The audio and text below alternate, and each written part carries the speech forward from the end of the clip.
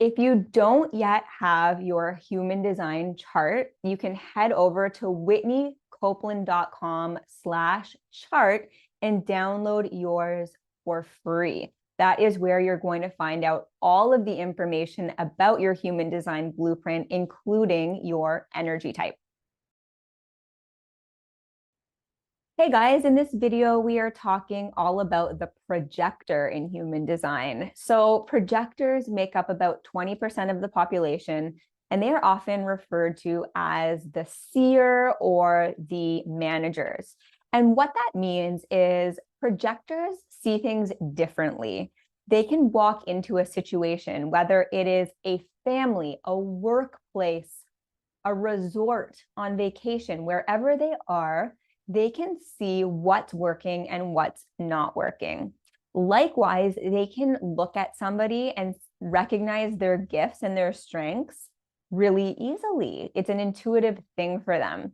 So we often look to projectors to help organize the energies of all of the other types. And that's really what they're here to do, is help us direct our energy and live most in alignment as our authentic selves. Projectors do really well as mentors, guides, coaches, leaders, and of course, managers, because they can put their gifts to use in these lines of work. They are very good at organizing, and they are also master networkers. So they can, know one person over here and one person over here and think, those two would really do well together, and then put them in contact because they are able to see different people's gifts, strengths, challenges, etc. Projectors do not have consistent access to energy. So what that means is they're not designed to be workhorses and to work a typical 9-to-5 job. They do really well in unique situations where they can put in energy for, 3, 4, 5 hours on a more, rigorous or involved task and spend the rest of their time doing something more low key. It doesn't mean they can't be working at all, but whatever they're working on has to really be fascinating to them and feel rejuvenating in a sense, so they're not feeling drained. If you are a projector with a defined root center, so your root center is colored in, that means you are an energy projector. Energy projectors have more energy than the average projector. And so you might find yourself pushing yourself a little too far or overdoing it, and then needing a lot of time to rest and recoup afterwards. So if your root center is defined, pay close attention to, overworking or getting carried away in the energy of others. This is true for all projectors. When you are around generators and manifesting generators, you pick up on their energy. So you might think that you can sustain for long periods of time, when in fact there will be a crash at some point if you overdo it. So be aware of your energy, be aware of your surroundings. Your environment is very important to you. So surround yourself with people that you really enjoy, be in spaces or environments that feel really good to you. And that's when you're going to be your most magnetic self. The not self theme for a projector, so when you are not living in alignment, you will feel bitter.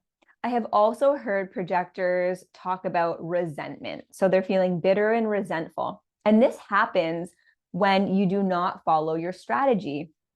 Projectors are extremely wise. They know how to create efficient systems. They know how to help us manage our energy. They have a ton to offer. Their strategy, though, is wait to be invited.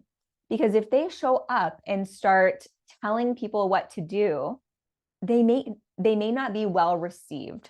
So if you think about showing up and just laying it on somebody, like, oh, I can see this isn't working well, this might work better, but you haven't checked in and said, hey, are you open to a suggestion? Can I help you with that? I see something here that, might be worth changing. Are you open to hearing about it? It's so important for a projector. If you don't do that, your wisdom can ultimately be wasted on ears that are not listening to you. And for you, that's going to feel very irritating, like they resent having helped somebody or tried to help somebody because, they gave it their all and they worked really hard and there was no appreciation. So they feel very bitter and often resentful. On the other side, if you do ask for an invitation and somebody is open to hearing it, you're going to feel so successful. When you help somebody or when you make a positive impact and it goes really well, people are listening, people are engaged, things are moving forward. You can see that you're making a difference. Your signature true self theme is to feel success. So think about your life. Where are you feeling bitter? Can you pay more attention to that area and find out why? Where in your life are you feeling successful? It's always good to tune into where you are feeling yourself, where you are feeling really good, because you can learn things about that area of life and then carry them over to an area of life that may not be working as well for you. Projectors can fall into the trap of thinking they're never going to be invited. They may be sitting back thinking, I have so much to offer. I really want to be there to help this person, or I really want people to notice me.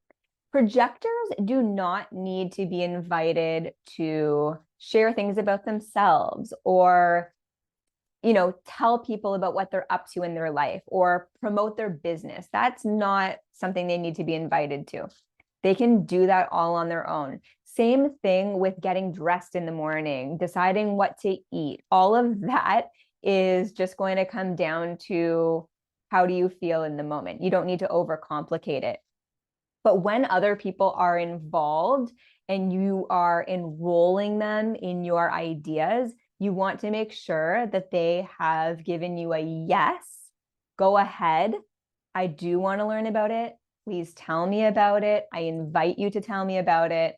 Because again, if you go ahead and you just offer your advice on ears that are not listening, you may fall into feeling bitter or resentful. Some things a projector can do while they are waiting for an invitation are to focus on what they do want. So to make sure they're directing their brain to focus on the outcome that they do want. They can also be learning about things that fascinate them.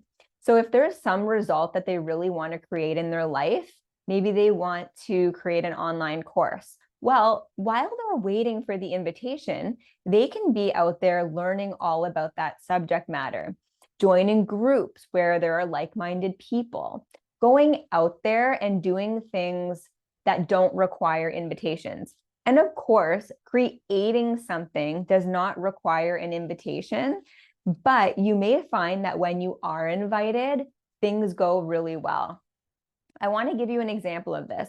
I am not a projector, but I had it in my mind that I wanted to do a human design workshop for my sister's yoga studio.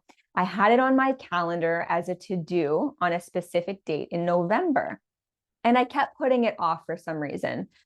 But what ended up happening is one day I get a text from her and it says, hey, do you want to come to Costa Rica on our yoga retreat? 2 people just dropped out.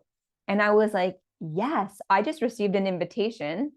And it ended up turning out better than it would have if I had done my original plan, which was an online workshop.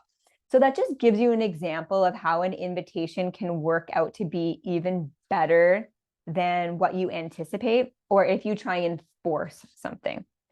So on that note, the next step is to head over to the video on your authority, which is going to help you tune into your intuition and get answers, yes or no, so that you're saying more yeses to things that you do want in your life, and you're saying no to the things that you don't want.